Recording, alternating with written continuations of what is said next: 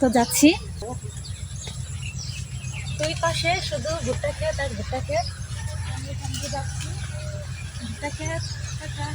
দেখুন, এই তো চলে আসলাম ভুট্টা ক্ষেতের মাঝখানে।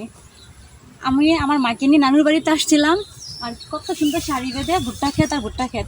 এগুলো কিছুদিন আগে দেখেছিলাম ছোট ছোট ছিল, কিন্তু এখন এত বড় বড় হয়েছে যে আমার মাথার থেকেও অনেক বড়। দেখুন, এই যে আমার মাথার থেকেও বিশাল বড়, এগুলো আরও অনেক বড় বড় হবে। তখন এই নানুর বাড়িতে এই রাস্তা দিয়ে যাব। আমার মাকে নিয়ে নানুর বাড়িতে আসলাম, আর দুই পাশে দেখুন কত সারি বেঁধে কত সুন্দর ফুল ফুটেছে ভুট্টা খেতে। এখান দিয়ে সারাক্ষণ মানুষ চলাফেরা করে। এই যে দেখুন কত সুন্দর সুন্দর ভুট্টা ধরেছে। এই যে দেখুন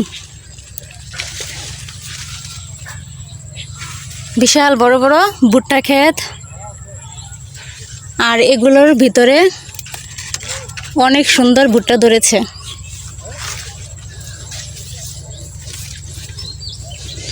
এই যে দেখুন কত সুন্দর ফুল, গাছ থেকে আম পড়ে আছে। এই যে সেই ছোট আম, এই যে, আর গাছের আম, এই যে যা হাত দিয়ে লাগুর পাওয়া যায়। দেখেছেন, গাছের আম পড়ে আছে। দেখুন, গ্রামের বাড়িতে এরকম উঠোনে আম কেটে আমের ফলি দেওয়া হয়েছে। বল, বাটি, এমনকি হাজি, কুলা, ডালাতে কত সুন্দর করে সারি বেঁধে আমের ফলি দেওয়া হয়েছে। আর এই দিনে সবাই এরকম ভাবে আমের ফলি দেয়, আর এই ফলিগুলো মাছ দিয়ে রান্না করে খায়। চোখের সামনে যদি এরকম ভাবে আম শুকাতে দেখি, তাহলে না খেয়ে কে পারি? জিবলেকের মানে যারই হোক না কেন খেয়ে নিলাম এক পিস। তো যাদেরই খাচ্ছি সবাই আমার নানা নানি হয়, আত্মীয় স্বজনই হয়। যেখানে যাই সেখানেই শুধু আমের ফলি রৌদ্রে দেওয়া হচ্ছে। গ্রামের বাড়িতে এই জিনিসটি খুব ভালো লাগে। যখন আম কেটে ফলি দেওয়া হয় ঠিক তখন সবাই একসাথেই দেয়। যখন নকশি কাঁথা সেলাই করে তখন সবাই একসাথে নকশি কাঁথা পেতে সেলাই করে।